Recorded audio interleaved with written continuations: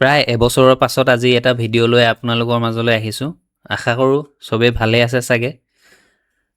আজি আমি এই ভিডিঅ'টোত একদম চিম্পুলকৈ আমি এণ্ট্ৰি লোৱা পাছতে যে মাৰ্কেটটো ওপৰলৈ আমি বাই কৰিলোঁ, এণ্ট্ৰি লোৱা পাছতে যে পূৰা একদম প্ৰফিটে আমাৰ ফালে যায় আৰু এণ্ট্ৰি লোৱা চেল কৰিলোঁ, চেল কৰাৰ লগে লগে মাৰ্কেটটো ডাইৰেক্ট স্নাইপাৰ এণ্ট্ৰি মানে মোমেণ্টাম আমি য'তে এণ্ট্ৰি ল'লোঁ আমাৰ ছাইডেই গুচি গৈছে। ঠিক তেনেকুৱা এটা পজিশ্যন কেনেকুৱা সময়ত আহে আৰু কেনেকুৱা কোনখিনি বস্তু আমি মন দিবলগীয়া হয়, সেইটো বস্তু আজি চমুকে এই ভিডিঅ'টোত আলোচনা কৰিম হা। আপোনালোকক দেখুৱাম মোৰ এক্সপিৰিয়েঞ্চৰ ফালৰ পৰা। এতিয়া এখন গ'ল্ডৰ চাৰ্ট হয়। গ'ল্ডৰ চাৰ্টত আমি হাই আৰু ল' এটা মাৰ্ক কৰি থৈছোঁ, আপোনালোকে দেখা পাইছে নিশ্চয়। এইটো হৈ গ'ল ল' আৰু এইটো হৈ গ'ল হাই। এই হাই আৰু ল' এই দুটাৰ মাজত আমাৰ এতিয়া মাৰ্কেটটো আছে। এতিয়া কোনোবা এটা সময়ততো ভৱিষ্যতেতো হাই আৰু ল'টোলৈ মাৰ্কেটটো যাবই।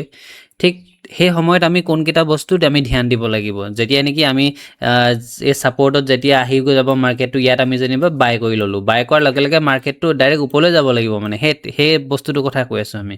সেই কোনকেইটা বস্তু আমি চাব লাগিব, ধৰি লওক আপোনালোকৰ এটা নিজৰ ষ্ট্ৰেটেজি আছে। আপোনালোকে কোনকেইটা কেণ্ডেল আহিলে আপুনি মাৰ্কেটটোত বেছি বিশ্বাস কৰে যে আপোনাৰ ছাইডে মাৰ্কেটটো যাব বুলি, ঠিক তেনেকুৱা ধৰণৰ।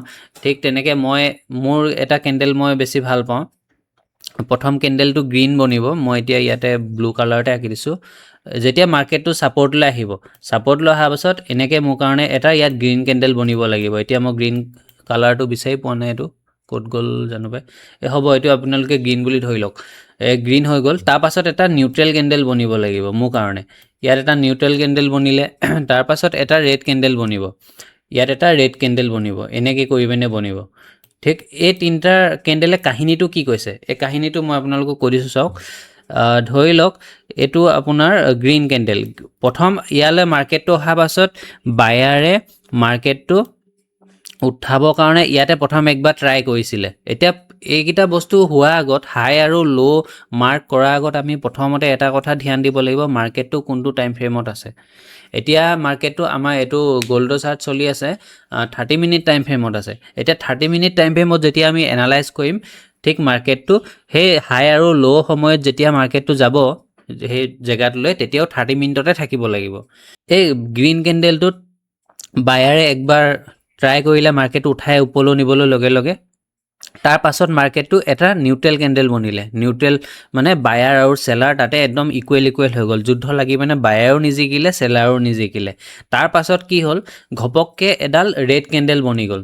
ৰেড কেণ্ডেলডাল ইয়াত এডাল ৰেড কেণ্ডেল বনি গ'ল। ৰেড কেণ্ডেলডাল এনেকুৱা এটা জেগাত বনিলে, আগৰ যিডাল নেকি গ্ৰীণ কেণ্ডেল আছিলে, প্ৰথমৰ যিডাল গ্ৰীণ কেণ্ডেলৰ বডি তলত গৈ ক্লজিং দিলে। এইটো আপোনালোকে দেখা পাইছে, বডি কেণ্ডেলৰ একেবাৰে তলত গৈ পিনে ক্লজিং দিলে।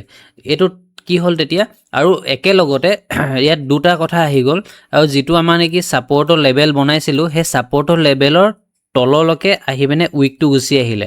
আৰু সাধাৰণতে তললৈ উইকটো যেতিয়া আমাৰ ছাপৰ্ট লেভেলৰ পৰা গুচি আহে, তেতিয়া কি হয়, আগৰ যিখিনি ছাপৰ্টত বায়াৰ বাই কৰি লৈ গৈছিলে, তেওঁলোকৰ বহুত ষ্টপ লছ মাৰ্কেটটো এনেকুৱা জেগাত পৰি থাকে, বহুত ষ্টপ লছ। যদি এই জেগাটোত আপুনি বা মই বা কোনোবাই যে ট্ৰেড লওঁ, সাধাৰণতে কি হ'ব, ইয়াত আমি বাই কৰিলোঁ, আমাৰ ষ্টপ লছ এই ল'টো তলত থাকিব। এইটো একদম সাধাৰণ কথা। আমাৰ ষ্টপ লছটো তাৰ তলত থাকিলে, আৰু মাৰ্কেটটো ঠিক তেনেকৈ থাকে। মানে মাৰ্কেটটো যেতিয়া ওপৰলৈ যাবলগীয়া হয়, তেতিয়া বায়াৰ্ছবিলাকেহে ওপৰলৈ নিয়ে। বায়াৰ্ছবিলাকৰ ষ্টপ লছটো পালেহে মাৰ্কেটটো ওপৰলৈ যাবলৈ, মানে সেইটো এটা যেতিয়া আমাৰ গাড়ী চলিবলৈ আমাৰ তেল যে দৰকাৰ হয়, ঠিক তেনেকৈ মাৰ্কেটটো চলিবৰ কাৰণে মাৰ্কেটটোক ষ্টপ লছ দৰকাৰ হয়। এইটো একদম চিম্পুল কথা হয়, সেনেকৈ ভাবিলেই হৈ গ'ল। আমি ইয়াত আমাৰ ষ্টপ লছটো লৈ ল'লে, আৰু তাৰ পাছত লগে লগে নেক্সট কেণ্ডেলটো আমাৰ বনিব লাগিব। এইটো মই কাটি লৈছোঁ এডোখৰ। আমাৰ লগে লগে আমাৰ নেক্সট কেণ্ডেলটো আমাৰ গ্ৰীণ বনি যদি এনেকৈ দেখা পাওঁ, মই যদি দেখা পাওঁ, এইটো এনেকৈ কৈ একেডাল কেণ্ডেলতে যদি ক্লজিং দিয়ে, এনেকৈ একেডাল কেণ্ডেলতে দিব লাগিব 30 মিনিট হা। প্ৰথমতে কি বনিলে, গ্ৰীণ কেণ্ডেল এডাল বনিলে, তাৰপাছত এডাল নিউট্ৰেল কেণ্ডেল বনিলে, তাৰপাছত এডাল ৰেড কেণ্ডেলে একেবাৰে যে এনেকুৱা দেখালে যে মাৰ্কেটটো একেবাৰে তললৈ বহুত গুচিহে যাব। কিন্তু এইটো এটা ছাপৰ্ট লেভেল হয়। ছাপৰ্ট লেভেল এডাল ক্লোজিং হোৱাৰ পাছত লগে লগে এডাল গ্ৰীণ কেণ্ডেল, এই গোটেই পেটাৰ্ণটো ওপৰত গৈ ক্লোজিং দিলে। এইটো কাৰণে মই ৱেইট কৰি থাকিম যে এই পজিশ্যনত এনেকুৱা এটা ইয়াত বনিব নেকি। বনাৰ লগে লগে মই ইয়াত এটা এণ্ট্ৰি ল'ম আৰু ইয়াত তলত মই ষ্টপ লছ ৰাখিম। অকণমান তলত ৰাখিম, ষ্টপ লছত কনজুচি কৰিব নালাগে। 2-3 পইণ্ট এক্সট্ৰাকৈ অলপ বেছিকৈ থ'ব লাগে। আৰু সেই বেছিকৈ যে থ'ব লাগে সেইটো আমাৰ কোৱান্টিটি মেনেজমেণ্টৰ ওপৰত যদি অকণমান ধ্যান দিয়ে তেতিয়া আপুনি 2-3তকৈ অলপ 4-5 থ'বলৈ মানে সক্ষমটো হৈ যায়, কেপাচিটি আহি যায়। সেইকাৰণে কোৱান্টিটি সদায় নিজৰ কেপাচিটি অনুযায়ী ল'ব লাগে।